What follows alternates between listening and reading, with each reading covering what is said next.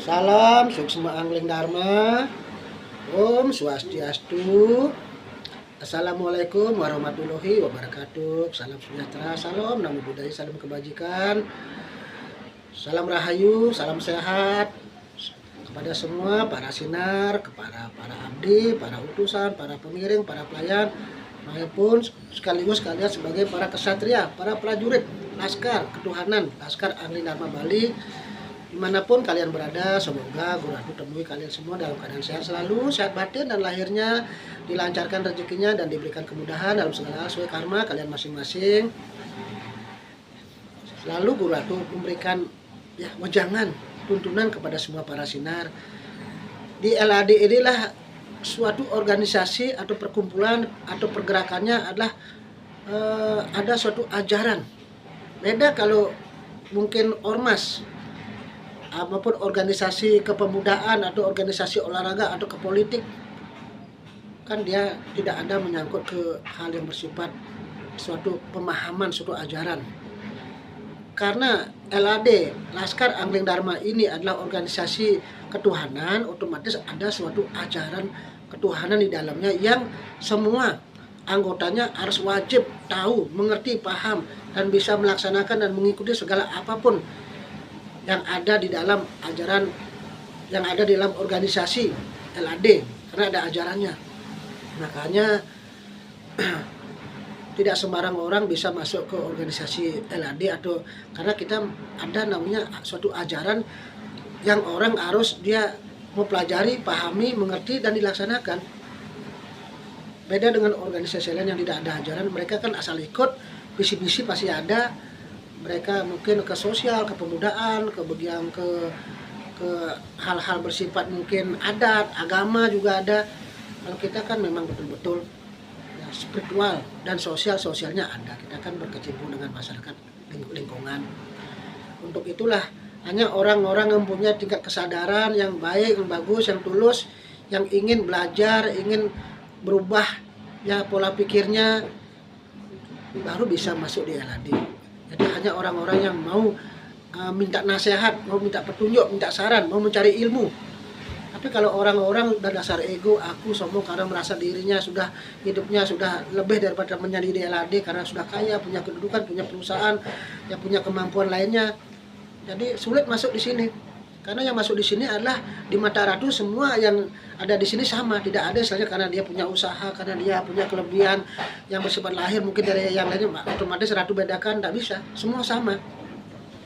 Jadi siapa yang memang punya kesadaran niat belajar, tulus, dengan hati tulus, hati bersih, dan memang benar-benar untuk belajar, baru bisa bertahan di LAD. Tapi kalau sudah egonya jalan, apalagi ada kepentingan pribadi, kepentingan urusan pribadi di bawah-bawah, sulit.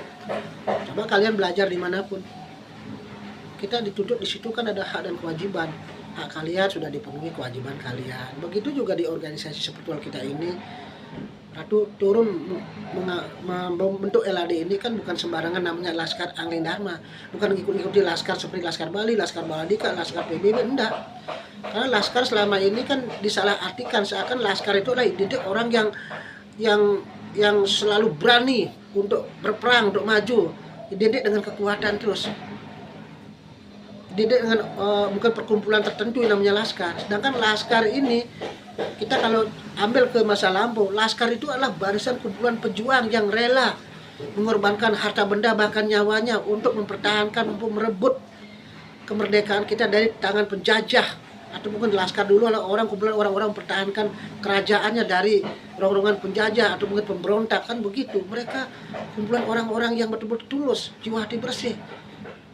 Sekarang laskar itu kan banyak disalahgunakan, seakan-akan laskar itu kumpulan barisan orang-orang yang berbadan besar, berotot, bertato, sangar, yang mereka tuh hanya untuk melindungi temannya sendiri, kelompoknya, tidak memikirkan kaum yang lemah. Mereka hanya untuk mementingkan kelompoknya tertentu, kan itu yang kebanyakan kita lihat terjadi. Makanya Ratu disuruh oleh Tuhan untuk menurunkan namanya laskar itu dirubah, agar laskar kita menjadi laskar yang harum, laskar yang mencintai sesama, laskar yang welas asih, laskar yang penuh cinta damai, laskar yang membawa misi-misi kita dharma. Makanya Laskar Angling Dharma namanya laskar itu Ratu rubah, tidak seperti laskar-laskar yang sekarang ada ini. yaitu barisan atau kumpulan orang-orang yang punya jiwa untuk berserah diri yang bagus. Itu salah satu artinya. Itu laskar, barisan, kumpulan orang-orang yang berusaha lebih banyak berbuat kebaikan dan kebenaran. Nah, itu laskar bisa juga berarti kumpulan barisan orang-orang yang penuh dengan hati tulus, jiwa bersih untuk berbuat sesuatu didasari tanpa pamrih. Juga laskar juga artinya kumpulan barisan orang-orang yang berusaha belajar untuk lebih banyak mendekatkan diri pada Tuhan. Jadi laskar di sini laskar kebaikan dan kebenaran, bukan laskar seperti yang tadi Ratu sampaikan. Angling Dharma jelas, Ang itu adalah aksara suci Dewa Brahman, itu Dewa Sang Maha Pencipta, Eling kebenaran, Elingan kebenaran Tuhan. Jadi laskar ini adalah kumpulan barisan orang-orang yang selalu eling akan kebenaran Tuhan. Kebenaran Tuhan adalah Tuhan Maha Pencipta alam semesta beserta isinya. Tuhan satu cuma sebutan namanya beda. Tuhan itu ada di mana-mana, termasuk Tuhan ada di sini. Jadi laskar Angling Dharma itu laskar untuk selalu eling akan kebenaran Tuhan. Salah satu kebenaran Tuhan harus kita jalankan, salah satunya yakin Tuhan juga dalam jiwa kita yang harus kita hormati, batin, syukurin. Makanya ada ajaran kita untuk meningkatkan matur bakti, yaitu matur bakti ke dalam. Ada sembah bakti, ada 3 sembah bakti sehari-hari, hari tertentu. Tambah sembah bakti untuk setiap digerakkan beraktivitas apapun, kita mohon izin, mohon restu pada beliau. Makanya itulah laskar, ciri khas laskar Angling Dharma untuk meningkatkan matur bakti. Doakan leluhur, banyak berbuat kebaikan, banyak bersyukur, banyak mohon pengampunan. Ini para sinar jalankan dengan baik benar ajaran kita agar kalian rahayu nggih. Hidup jaya merdeka rahayu.